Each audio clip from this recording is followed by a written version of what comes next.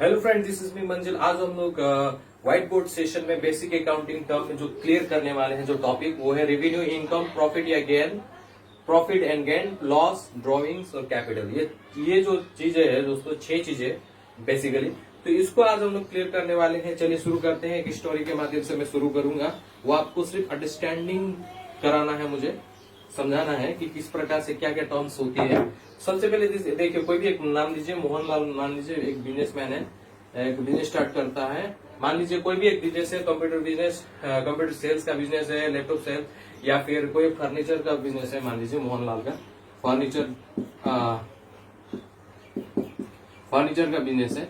तो मोहनलाल का फर्नीचर का बिजनेस है, इसलिए इसका कोर बिजनेस है, मतलब मेन बिजनेस जो होता है, जो है वो यही है, कोर बिजनेस है।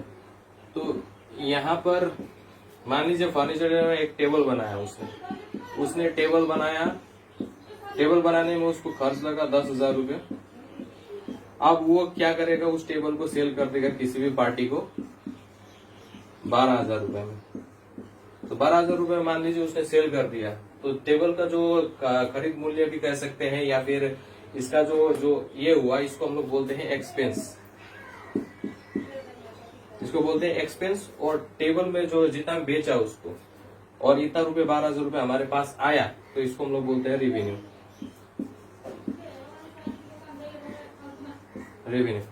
तो ये जो है दोस्तों, इसमें से अगर 12,000 में बेचा और 10,000 रुपये हम लोग का उसका एक्सपेंसेस था टेबल का, तो 12,000, तो 2,000 रुपये जो हुआ वो उसको क्या बोलेंगे, उसको बोलते हैं दोस्तों प्रॉफिट। उसको क्या बोलते हैं, प्रॉफिट। तो प्रॉफिट इक्वल टू 2,000 रुपीज हुआ यहाँ पे।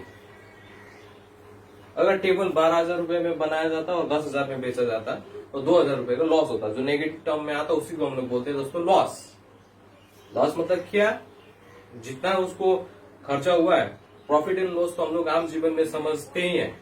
एक धनिया सब्जी विक्रेता से लेकर एक बड़ा बड़ा मल्टीनेशनल कंपनी चलाने तक हर कोई समझता है कि लाभ और हानि क्या है। तो टेबल जो होता है दोस्तों, 10,000 लगाया था, 12,000 लगाया, तो ये प्रॉफिट हुआ। अगर 12,000 में बनाया होता, 10,000 में हम लोग बेचते, तो हम लोग को 2,000 का लॉस होता है। वही है लॉस। तो प्रॉफिट और इनकम के बारे में थोड़ा सा डिफरेंट होता है। प्रॉफिट और इनकम को लेकर बहुत सारे स्टूडेंट, चाहे वो एमकॉम कर लिए हो या बीकॉम कर लिए हो, या फिर कोई सीए के स्टूडेंट्स हो, वो भी अक्सर कंफ्यूज रहते हैं इनकम और प्रॉफिट को लेकर। हालांकि बड़ा टर्म, ये कुछ ज्यादा डिफरेंस नहीं है इन दोनों में। ये छोटा टर्म और बड़ा टर्म है। सिर्फ प्रॉफिट आपका छोटा टर्म होगा। अब मोहनलाल सिर्फ एक ही बिजनेस से तो पैसा नहीं कमाएगा, वो अलग अलग बिजनेस मतलब मान लीजिए पैसा इन्वेस्ट किया है। मान लीजिए रियल एस्टेट में बिजनेस स्टार्ट किया है, वहां से वो रेंट देता है पर 5,000 करके पर रूम का, ठीक है। तो ये जो है, ये एक्स्ट्रा उसका बिजनेस है। मान लीजिए उसने शेयर मार्केट में भी पैसा लगाया है, तो शेयर मार्केट में उसने जब पैसा लगाया, तो उसका जो ये है कितना है, उससे जो मिलता है उसको डिविडेंड उसको मिलते रहता है। तो ये सब पैसा मिलता रहता है।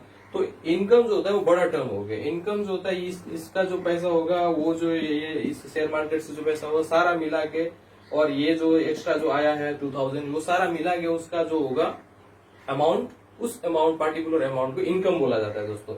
और ये प्रॉफिट हुआ।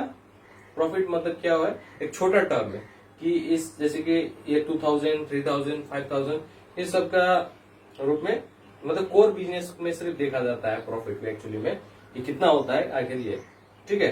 तो ये इनकम और प्रॉफिट के बीच का डिफरेंस आप लोगों को मेंटली, दिमागी रूप से इसको क्लियर कराना था मुझे, जो करा, आई होप करा लिए हैं।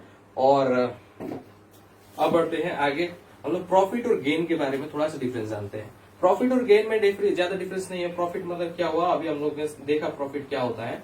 लेकिन गेनिंग मतलब क्या होता है, जैसे कि ओनर ने लॉटरी में पैसा जीता, तो जो पैसा आएगा वो गेनिंग कहलाएगा। और जो वो फिक्स एसेट वो अगर बेच देता है, जैसे टेबल फैन, कंप्यूटर वगैरह हो गया, ये सब को सेल आउट कर देता है, तो वो जो अमाउंट होगा, वो अमाउंट होगा आपका गेनिंग, ठीक है। तो वो आपका गेनिंग कहलाएगा। अब आते हैं दोस्तों ड्राइंग। ड्राइंग क्या होता है,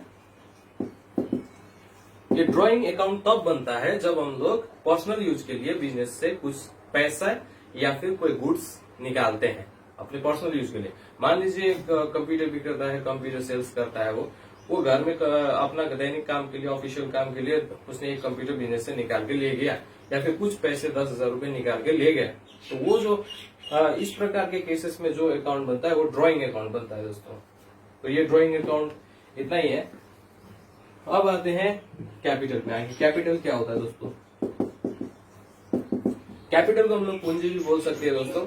जितना भी एसेट है, करंट एसेट, फिक्स एसेट, जितना भी एसेट्स है, इंटेंजिबल, टेंजिबल, जितना भी एसेट है, सब एसेट मिलाने के बाद जो वैल्यू बनेगा उसी को हम लोग बोलते हैं कैपिटल। ये ओनर्स इक्विटी भी बोलते हैं। कैपिटल का दूसरा नाम ओनर्स इक्विटी बोलते हैं, ओनर्स इक्विटी, या फिर नेट वर्थ भी बोला जाता है।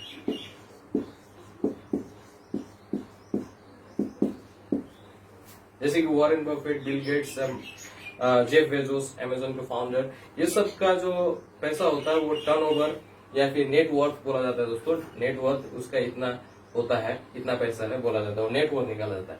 नेट वर्थ में क्या किया जाता है कि आपका जितना भी करंट एसेट्स है और आपका जो फिक्स एसेट है, वो सारा एसेट्स को जोड़ने के बाद जो लायबिलिटी है उसको निकाल देते हैं, तो वो बच जाता है कैपिटल या फिर ओनर्स इक्विटी या फिर नेट वर्थ। तो यही है बस, और कुछ नहीं है। तो कैपिटल इक्वल टू, इसका एक फॉर्मूला है, capital equal to assets minus liabilities. Assets में से लायबिलिटीज को निकाल देते जो कैपिटल बचेगा वही हम लोग का ओनर्स इक्विटी या नेटवर्थ, एक ही बात है, वो हो जाएगा।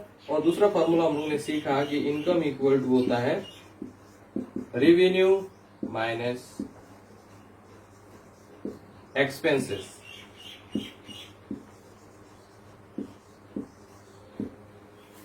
तो ठीक है दोस्तों, मिलते हैं अगले वीडियो में। आप आई होप आप लोगों को ये टर्म क्लियर हुआ होगा। नहीं हुआ है तो कमेंट करिए नीचे, या फिर कोई क्वेश्चन कीजिए कमेंट में, मैं उसका जरूर आंसर दूंगा।